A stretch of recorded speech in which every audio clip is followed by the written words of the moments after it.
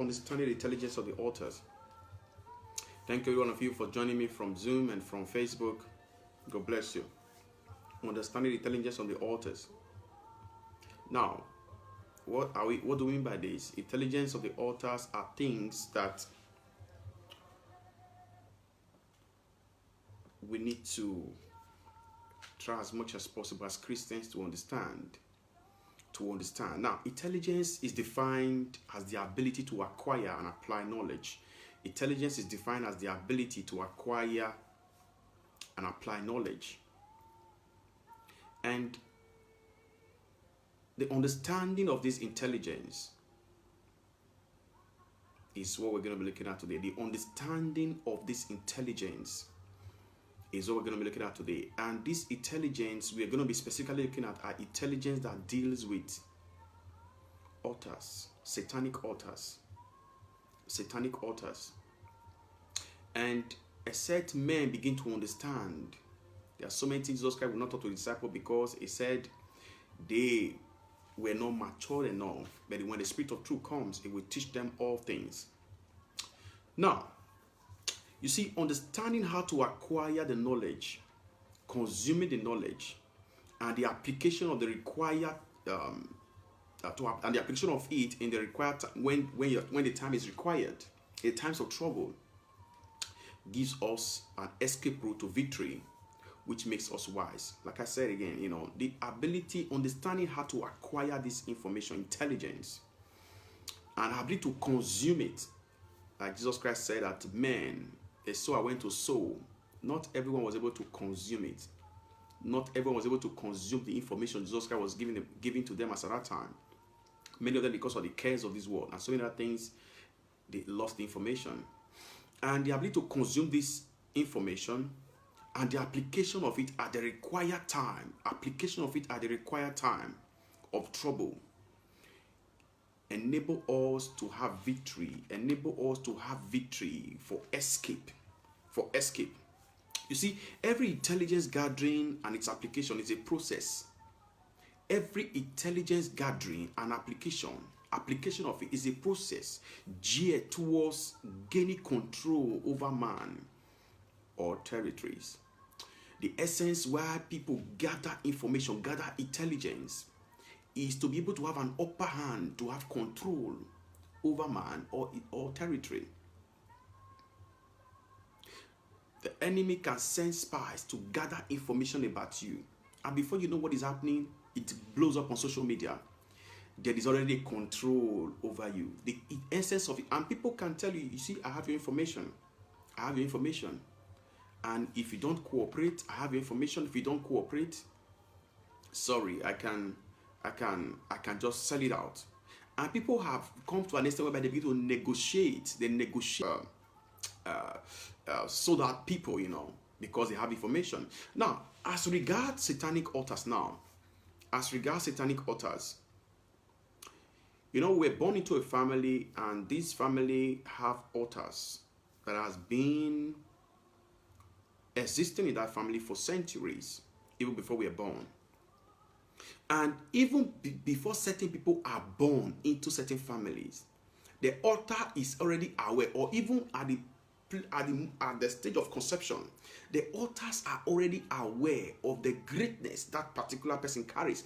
That is intelligence gathering. That is a process where people are gathering intelligence. The altars are already aware that this person is going to be very great.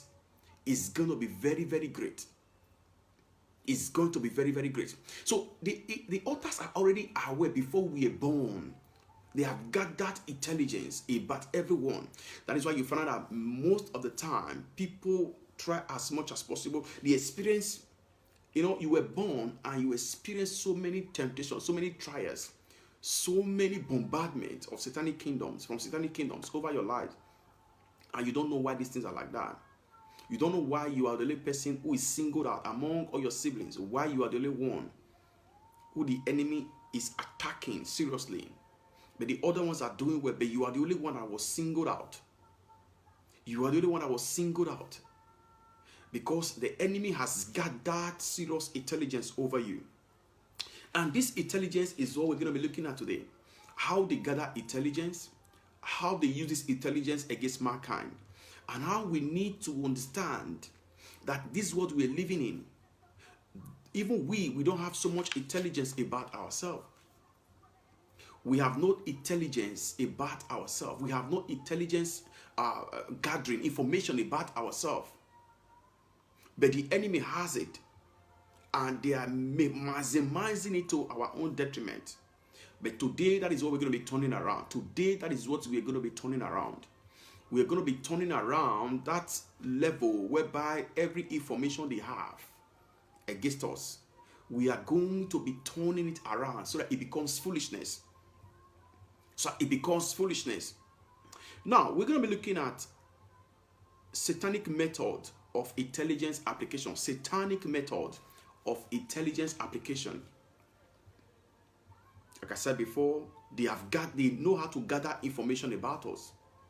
And even before you were born, they know very much well what you're going to become.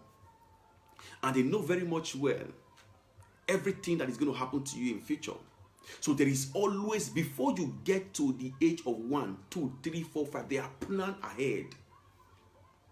They have well planned ahead what is going to befall you.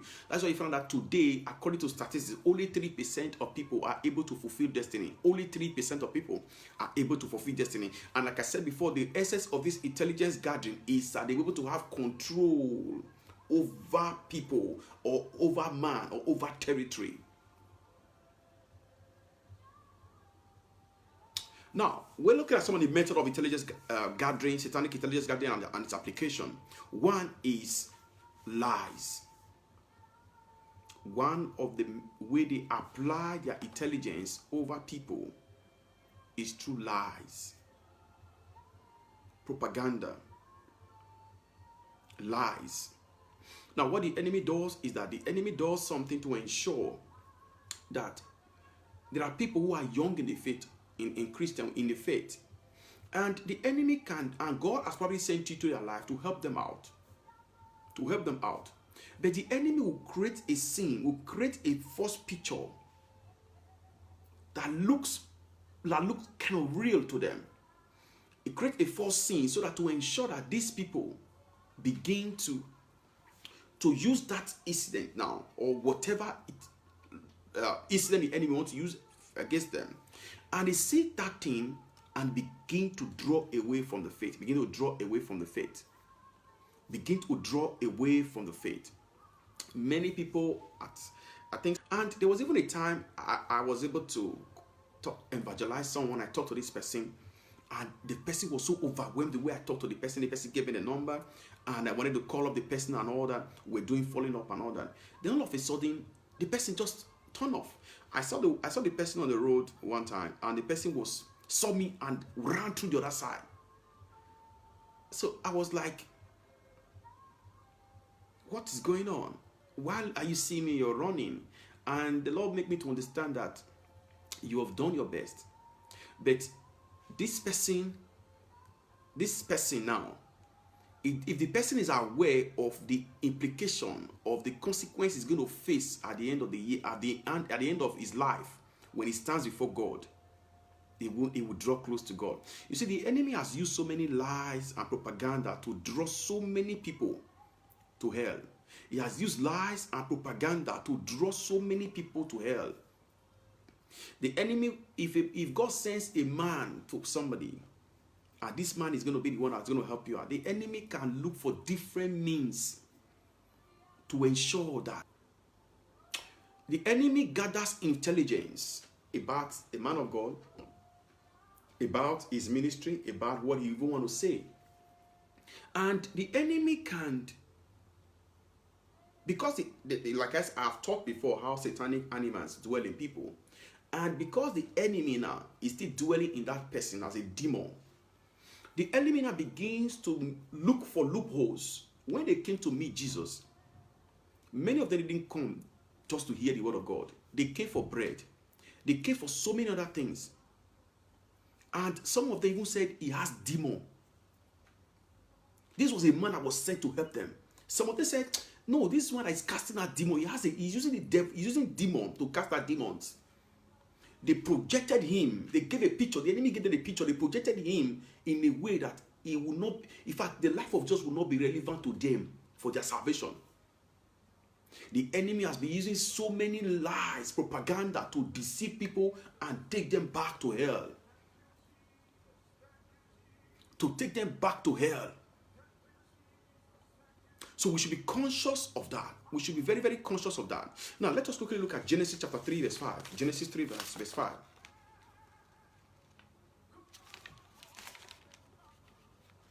The enemy does that to control your mind. Control your mind. Control your mind. Control is very, very, is one of the things the enemy doesn't joke with. Genesis 3, verse 5.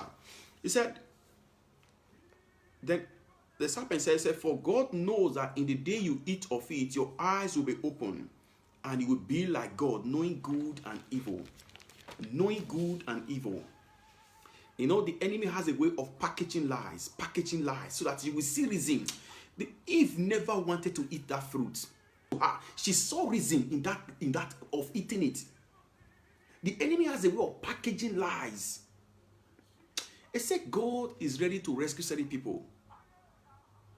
People are falling away because of lies, because of propaganda, not knowing that the devil, the demon that inhabit them, is tearing them apart unto destruction.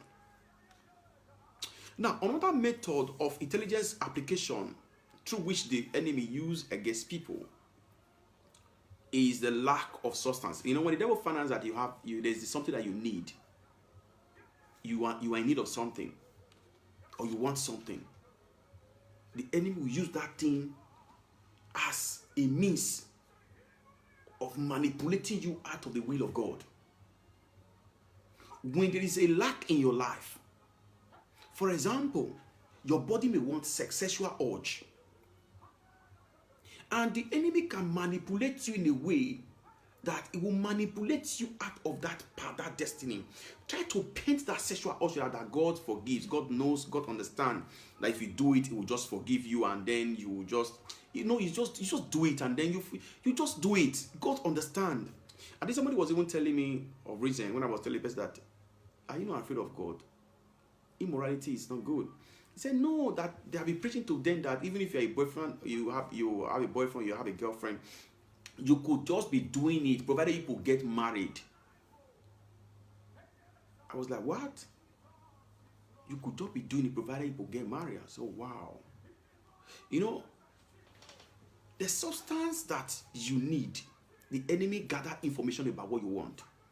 And if it puts you in a situation whereby it is sexual urge, for instance, if it is sexual urge, what the enemy does is that, so when you understand how the enemy now does use this method to draw man away from God, what you need to do is to begin to re-strategize. We're going to be looking at that later on. So let us quickly look at Matthew chapter 4. Matthew chapter 4 from verse 1. Matthew chapter 4 from verse 1. What the enemy does is that, you know, if you find out that you're also looking for marital settlement, that is your weak point. He does everything to ensure that your need is what he will aim at. It's just like somebody who's fighting somebody, and you're fighting somebody. And you know those days when we were in primary school, we used to fight. I don't fight often, but I used to. And somebody may tell you that guy, he has an injury here. He has an injury there. If you keep hitting that place, he has an injury, he will fall down. That is an information. That is intelligence gathering. So he knows that there is something, there is a substance that you have, that he can hit. And when he hit that substance, you will leave God. Let us look at Matthew 4, verse 1. It said, then Jesus was led by the Spirit into the wilderness to be tempted by the devil. And when he had fasted 40 days and 40 nights, afterward he was hungry. He was what? Hungry. He needed something. He needed substance now. He had a need. He became hungry. That was his need at that time. Esau was very hungry. And the enemy used that as a substance.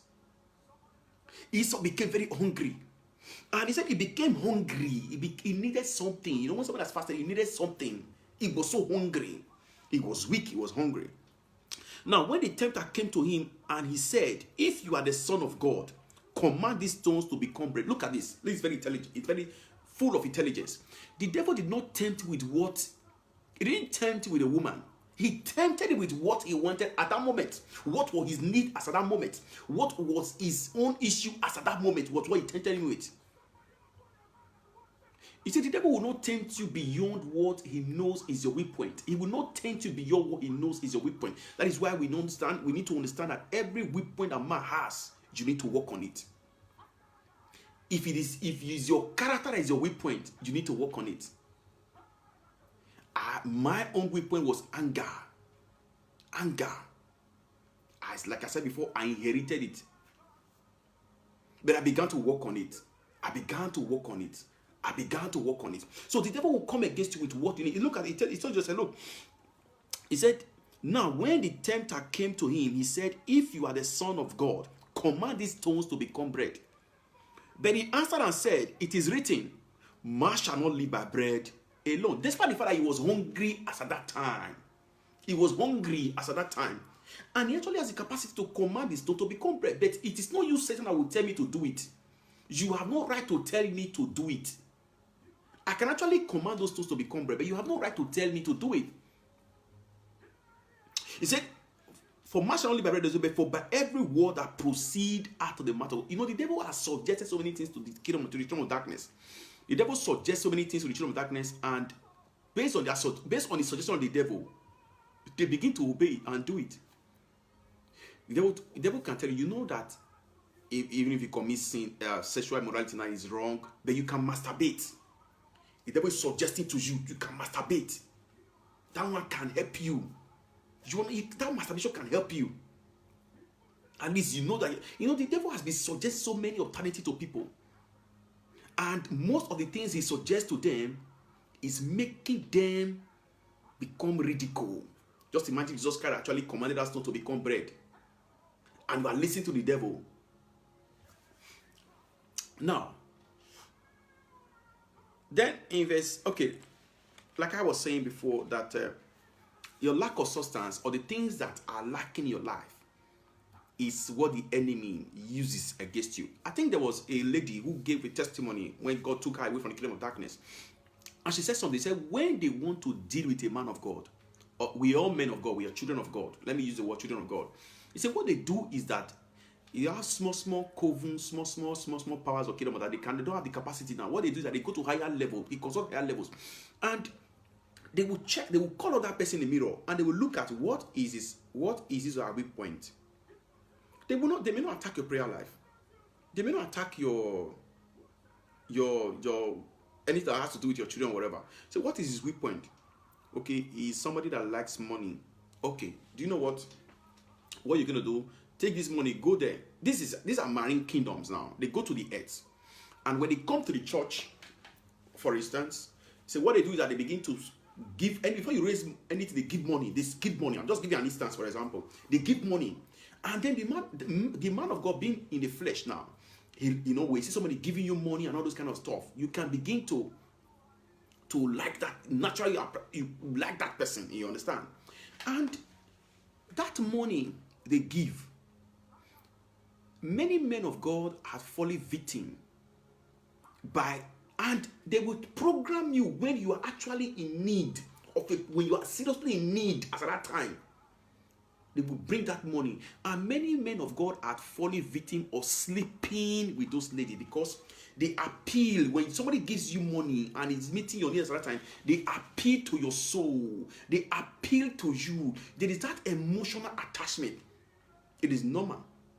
As human beings, they appeal to you. There is that emotional attachment, and that emotional attachment makes you now to love them extraordinarily.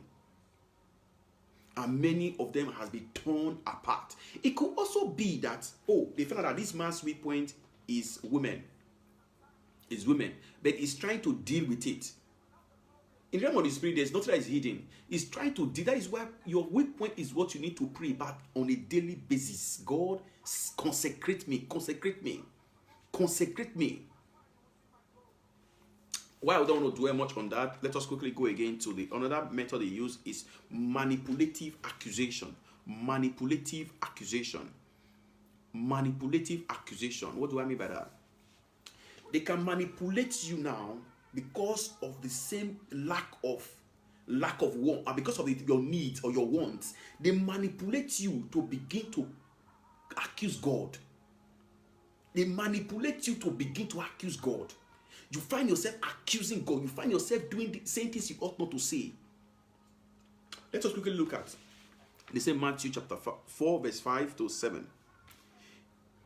What the devil did again after bread, what he did again was that, he said, then the devil took him up into the holy city, set him on the pinnacle of the temple, and said to him, if you are the Son of God, throw yourself down, for it is written, he shall give his angel charge over you, and in his hands they shall bear you up, lest you dash your foot against a stone. And Jesus said unto him, it is written again, you shall not tempt the Lord your God. You see what Jesus Christ did here? He wanted Jesus Christ to fall down from the pinnacle, a high cliff. And he just actually threw himself down. And he broke his leg. In that process, it means you are tempting God. You are tempting God. You will not begin to accuse God now. You accuse God now in that situation. Lord, why did you allow me to break my leg? You accuse God. It causes you to accuse. And if just actually threw himself down and he broke his leg, he said, he will be the one to first of all accuse you. You say you are serving God. How come he allowed you to break your leg? How come he allowed you now, that marital settlement you have been praying for a long time, you have not gotten it? How come he's allowing you now, you are passing through sexual, or you are starving, you are hungry, things are not happening your way? Many people have come to the level whereby they begin to feel accusation. God, what is happening? And most of the things that is making you to be in that stagnant situation is caused by your own self. It's caused by yourself. Let us quickly look at the same Matthew 11, 2 to Matthew 11. Let us look at verse 2 to 4. Matthew 11, 2 to 4. Matthew chapter 11, 2 to 4. Let us quickly look at that. And when John had heard in prison about the works of Christ, he sent 2 of his disciples. And he said to him, are you the coming one, or do we look for another? And Jesus answered and said to him, go and tell John the things you hear and see. This was John who bore witness and said that this is the Messiah. This is the one who is to save us. This is the one who is to deliver the world, whose sandals I cannot untie. This is the one who bore witness when he was baptizing Jesus, and the Holy Ghost descended like a dove upon him. But it is coming again now to accuse Jesus. Are you sure you are the one? Are you sure you are the one? I don't trust that Jesus again. I don't trust him no more. Please, go and ask him if he's the one. Let us look for. You see, one thing that I like Jesus Christ did, what he did was that he just told the disciple, wait. He called somebody that was blind, said, come here. He prayed and the eyes was open. You know, we don't reply, in this kingdom, you don't reply people accusations. You don't reply accusations by just replying sake. You reply accusation by the power of God. When people are accusing you, what you need to do is to show them evidence. Or when the enemy is trying to accuse you now, to try to cause you to manipulate you to accuse God. There was something the Lord told me. He said, look, the Lord warned me. He said, never you accuse me. You see, when the Lord started teaching me certain things, the first thing he told me was that he taught me about this John the Baptist, and the manipulative tendency the enemy used against him. And you saw how he ended. When you allow the enemy to begin to manipulate you to accuse God, say Bible, in all things give thanks to God.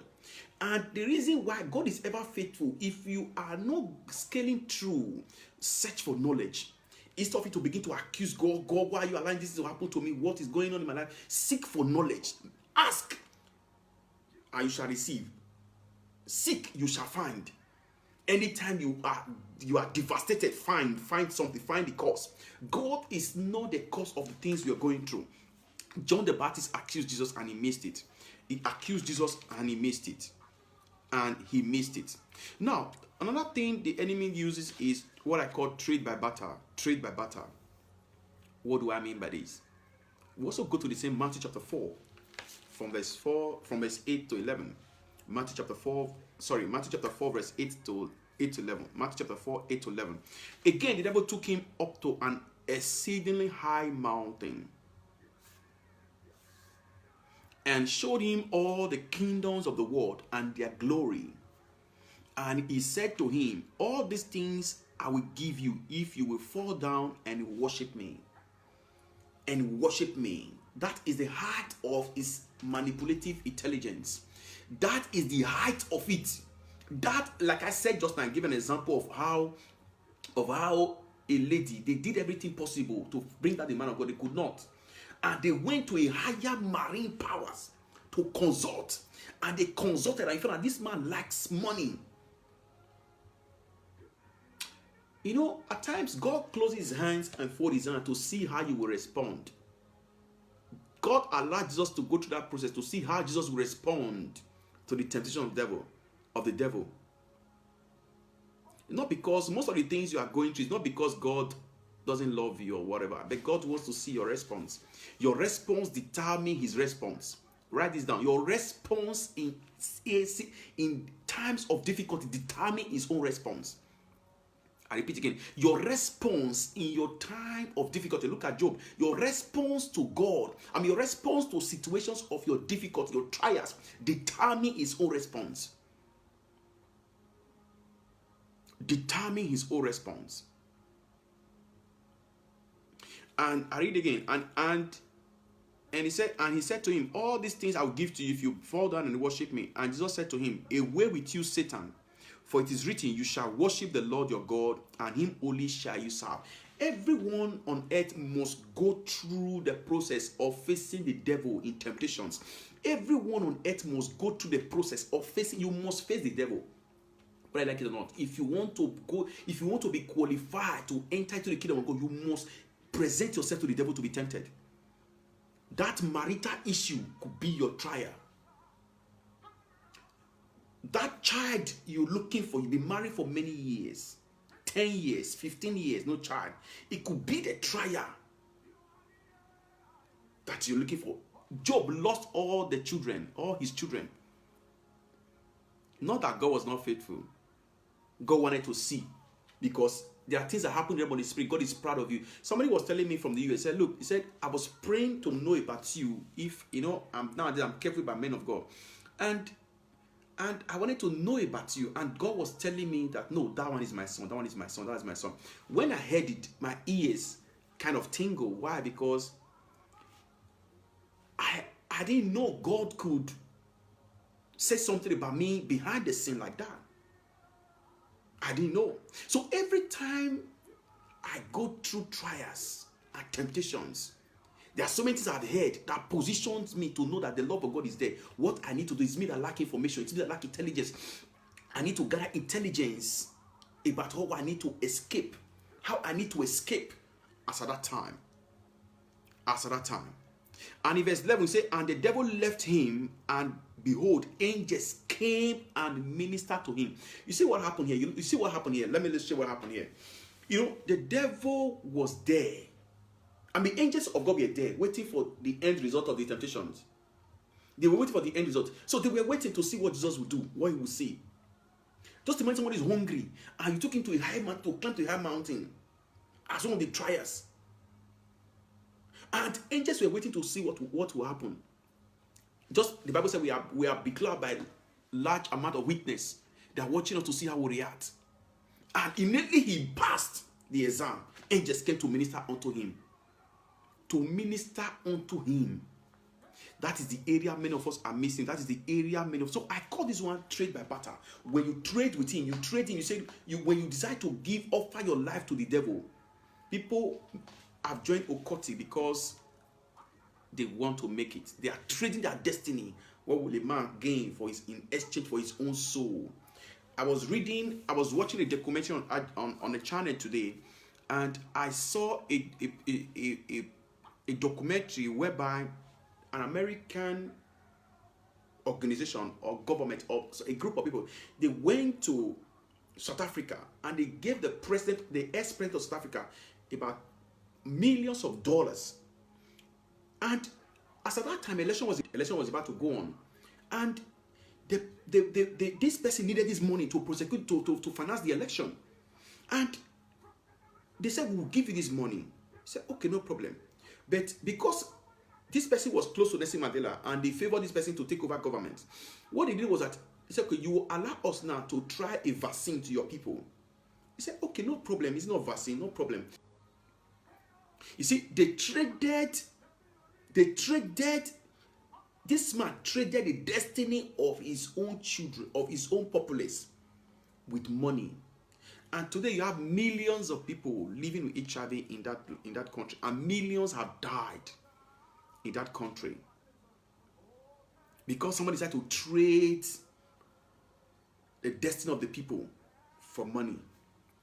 Jesus Christ refused to trade his destiny, and at the end, angels minister to him. At the end, angels minister to him. Madagascar president during this COVID-19 also said that they tried to give him $20 million. $20 million for something, so that certain things can happen in his country by COVID, and he refused the money, and he came and spoke about it. There are still people, if somebody like that can still have integrity to stand and say no. Why is that many people are falling today? Because of sexual urge. Sexual urge. You are missing sexual urge in serving God. You are missing sexual urge. Because of sexual urge, you run away from God. It's because you don't know that you have traded. You come back to God, for God will forgive you. But like I said before, sex is a process whereby you excrete in a room. You excrete in a room. You just poo in a room. And God will come in and look at it and will forgive you all you have done. But you will be the one that will use your own hand to pack it. And the process of packing it, you are going to suffer.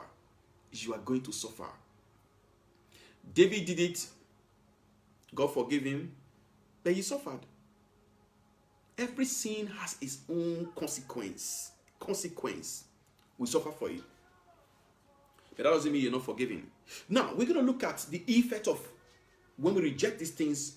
We are passing through trials from satanic altars and all that. Then what are the effects of when we begin to say, no, we want to serve God? Some of the effects is that there can be propaganda against us. Propaganda against us. The enemy can begin to gossip. They can cause an uproar. They begin to gossip you around. The small town you are living, they begin to say all manner of things against you. They begin to say all manner of things against you. They say all manner of things against you. Propaganda. And especially when you are blasting the kingdom of darkness on a daily basis, every night, blasting them. And there is something about this full moon. We are in the era of the full moon now. Yesterday, I don't want to talk. I will teach on the full moon later. Its consequence, its effect on our lives, and what the enemy does. It's time for the children of God to begin to understand that the world we're living in, we need help. We need intelligence.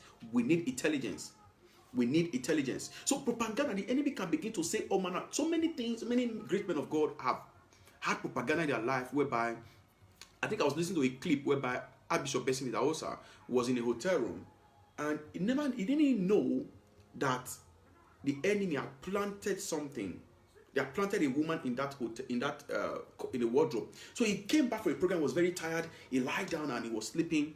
All of a sudden, he heard a woman, somebody screaming, fire, fire, fire, fire, fire, fire, fire, fire, fire, fire, fire. All of a sudden, he didn't know.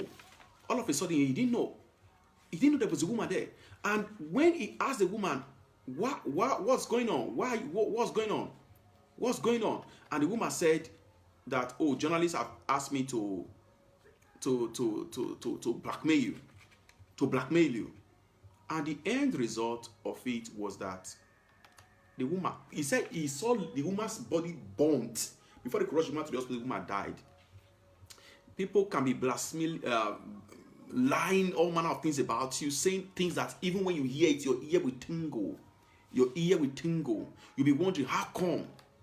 Propaganda is one of the things they can use against you. So we need to be you need to know these things so that when you are hearing them, Jesus Christ asked the disciples, who did they say the Son of Man is?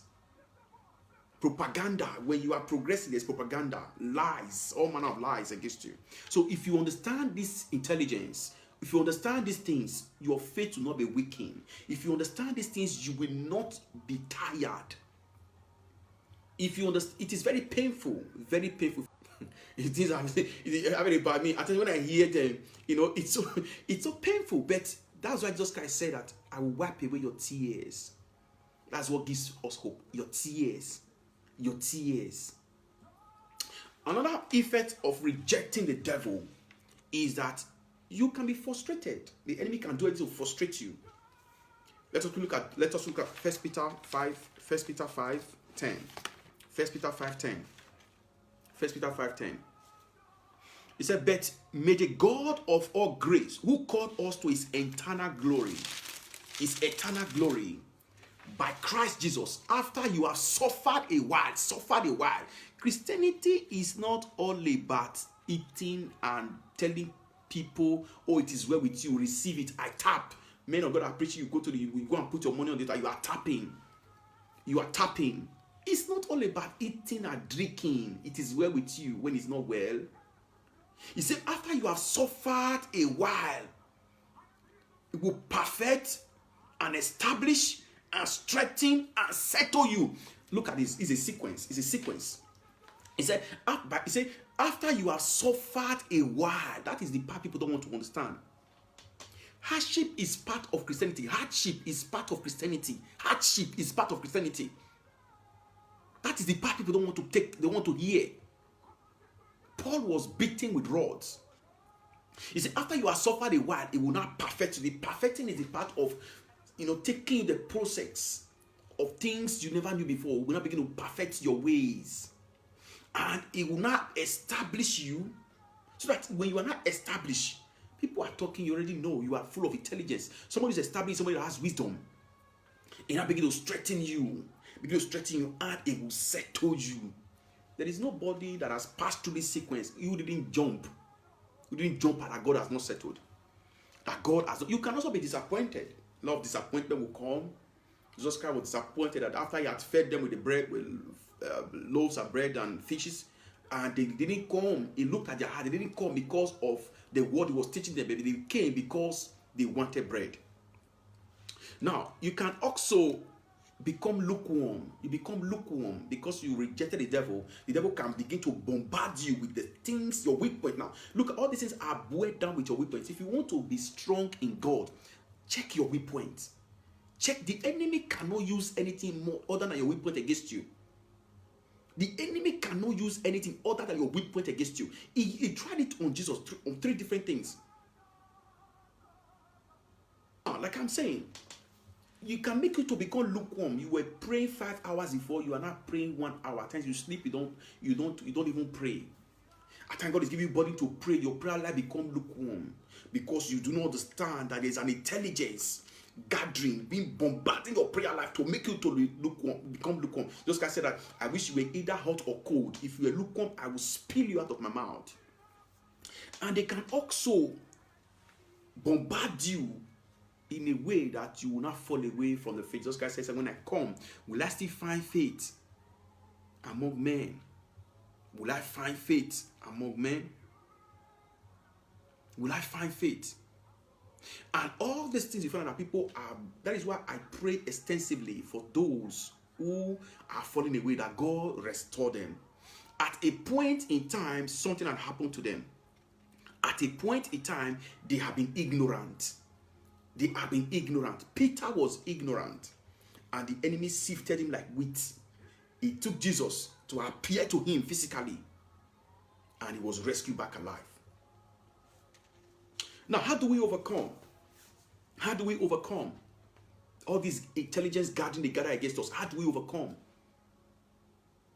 How do we overcome? One is to seek for knowledge. Some of the things we're talking about is to seek for knowledge. Seek for knowledge. Seek for knowledge. Seek for knowledge. Because my people keep perishing until tomorrow for lack of knowledge. Seek for knowledge. Seek for knowledge. Seek for knowledge. It is very, very important. Seek for knowledge. And another thing that can also make you to overcome is don't live an idle life. When you are idle, you become, the devil becomes to, you become the workshop of the enemy. Begin to work in your life. Don't live an idle life. Talk to someone you can trust. You are going through trials, temptations. Talk to somebody who you can trust, somebody who you know is mature in the things of God that can also help you, guide you, talk to you, pray together, and overcome together. How many years do we have here to live? If you know what's happening, you start thinking about your children. Even if you don't have children, you start thinking about, we need to ensure you fulfill destiny. And one of the things also is that you have to overcome is ever be ready and watch. Just like I say, watch and pray. Watching is more important than prayers. Many of us don't watch. Most of the people that fall into temptations, they don't watch. They don't watch and pray. Watch and pray. Many great men of God have died. Like I was telling one of my friends, Pastor Marvelous, we were talking. Not because God was not there, but there are certain things you need to understand that they didn't know. Lack of information. Many children of God have died because they were not watchful. You can watch physically and spiritually. Watching is very, very important for you to survive and fulfill destiny. Then fast and pray. Fast and pray is very important as well. Then seek for revelation. Seek for revelation, because revelation now is the intelligence you also gather against the kingdom of darkness. Seeking for revelation is what you gather against. There was somebody who wanted to share a testimony with us of what I don't know if you can just turn up your mic now and talk to us. There was a revelation that she had about an intelligence gathering as well. Can you turn off your mic and talk to us? Okay, sir. Praise the Lord. Hallelujah. So tell us about the revelation you had. Okay, sir. I realized that I saw a white man with a white lady discussing you, and they were saying, who is this man that will just come and he's doing all manner of things? What's giving him all this power and authority? And as I was listening, they now said that they were going to set him up. That was the word they used, that they were going to set him up. I now said, why would they set him up? Why would they set you up? I decided to, the white guy now told the lady that I'm going to use you. You go into his house and do whatever you need to do there. So I got into the house before them, and then I decided to hide in a particular place. I noticed they were coming in. Then I decided to go to the next room after. It was like a living room. And then I went into the next room. Immediately I entered into the next room. It was like an earthquake. I was like, what is happening inside this room? I was asking God, where am I? What is happening in this particular room? It was shaking and everything. Then the Lord said, don't you know where you are? You are in the prayer room of Godwin. It was shaking. And that quake woke me up from sleep. Okay, thank you very much. You can turn off your mic now. Thank you very much. You see, when she told me this revelation, I decided now to. So she showed that revelation. Said this was the revelation she saw concerning me, and I didn't know. You know, like why I'm saying this, I wanted her to share the revelation is because for us to understand that while we are working for God, while we're doing things for God, because she said in that revelation she saw that there was the prayer altar, my prayer altar, but there was so much vibration, and the vibration was so loud that the thing woke her up. You understand? Now, there are two things to this revelation. One, she said that these people were like, she saw two white people in that revelation, and she was like, they wanted now to like, where is this guy getting his power from? Terrorizing our territory. And they wanted to plant something in my room. And let's see now, this is physical now.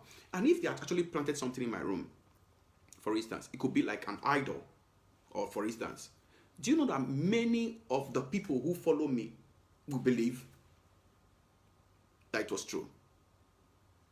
They will believe that it was true. Oh, that is why he's casting out demons, using all these manner of things and all that. I give an example of Archbishop Benson Daosa, who they planted a woman in his own wardrobe. You see, if we need to watch, we need to always watch. We need to be intelligent and watch all the time. There are so many people today who never did anything. When you are terrorizing the kingdom of darkness, the enemy can plant something against you to ensure that you never overcome. So we're going to be signing off shortly. Before that, we're going to be looking at the effect of overcoming. When you overcome, what are the effects? He said, like, whatever, he said, you have whatever you say or ask. When you overcome, just like Josiah overcame, whatever you say or ask, you definitely have it. Because another thing is that the spiritual realm begin to respect you. Paul, I know. Jesus, I know. Who are you? Paul, I know. Jesus, I know. Who are you? We'll go back to that Matthew chapter 4 again. Matthew chapter 4, verse 24. This was, the temptation started from verse 1. The temptation started from verse 1 of that Matthew. But let us look at what happened in verse 24 of that same chapter 4, verse 24. In verse 24, he said, then his fame went throughout all Syria. Jesus became very popular. Throughout all Syria. And they brought him all sick people who were afflicted with various diseases and torments, and those who were demon possessed, epileptic, paralytic, and he healed them all. Anytime you triumph victoriously over the kingdom of darkness, the Lord made me to understand that power is given to you. Power is given to you. Every step of overcoming the kingdom of darkness, power is handed over to you. Anytime you overcome temptations, there is a new level that you get to. Power is given to you, because the level where you get to, that things begin to happen, it is level by level. That's why it pains God so much. And when his children fall, and every time, and the Lord told me something. He said, look, he said, in this whole issue, at the end of every temptation, it is either power is taken from you or power is given to you. I heard that clearly today in my ears. The Lord told me, so said, in the end of every temptation, it is either power is given to you or power is taken from you. And I wrote it down. He said, it is either power is given to you or power is taken from you. What does this mean? Jesus Christ overcame the devil and he began to do so many things. Just imagine if he had not if he didn't overcome the devil. What would have happened? But because he overcame, power was given to him. And when Jesus Christ said, I've given you power to trample upon serpents and scorpions over every other part of the enemy, those are promises. But for you to get to that power, you need to go through the same process he went through. You must overcome. For you to buy power, buying of power is ability to overcome. For you to buy power is your ability to overcome. When you overcome, you buy power. When you buy power, you become a chairman. You become the Lord over territorial powers within that atmosphere. How you overcome determines the kind of power you get. In the kingdom of darkness, not all covens have different experience, different power to do certain operations. They go and consult higher powers because their power has not gotten to that level. So that is how it is also. Then you become famous. You become famous both on earth and in heaven. And Job was famous and God recommended him. Have you seen my servant Job? And anytime you overcome, there's an edge set around you. There's an edge set around. So conclusively, you also have a crown. You have a crown. Jesus Christ said, he said, our God is not a dead God. He's the God of the living. Abraham, Isaac, Jacob are alive. They are not dead. And if we know one thing, like I said before, my father is late, but he doesn't know I'm surviving now. All the cares, hustling around when he was alive. I want to take up my children. He didn't know I'm surviving. Never you bother about the cares of this world. It is painful. Most of the things people say against us are very painful. But stay positive. Keep close to people who are positive, who will encourage you. And stay away from people who are negative, who will discourage you. That is how you are. That's why just kind of doesn't even know. He doesn't care about things that are happening in the world. He only asks disciples when he's interested. What are they saying? What are they saying? If he is interested. And he will ask them, what are you saying? So you are the Messiah. I said, son of, he said, flesh and blood have not revealed this to you. Having interest in what people are saying can make you to lose focus. When you are climbing the altar of greatness, many people will say all manner of things against you. They will say all manner of things against you. But the ability for you to stay focused makes you qualify Thank you, every one of you, for joining. God bless you. See you again. Thank you for those that join me on Zoom and those that join me on Facebook. Have a wonderful night. God bless you.